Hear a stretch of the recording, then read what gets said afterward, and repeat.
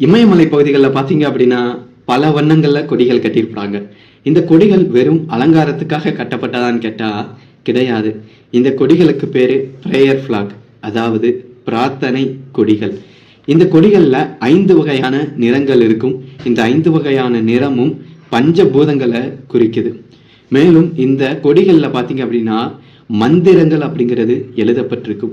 அந்த மந்திரங்கள் எழுதின கொடியை உயரமான இடங்கள்ல கட்டும்போது அதுல பட்டு வீசக்கூடிய காற்று உலகம் முழுக்க பாசிட்டிவ் எனர்ஜியை கொண்டு போய் சேர்க்கிறதா இந்த பகுதி மக்கள் நம்புறாங்க.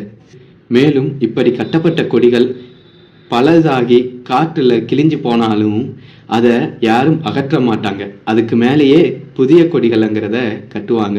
அப்படி இயற்கையாகவே அது கிளியிறது, நிறம் மங்கி போறதுங்கிறது அந்த பிரார்த்தனைகளுக்கான வெற்றி அப்படிங்கிறது நம்பப்படுது.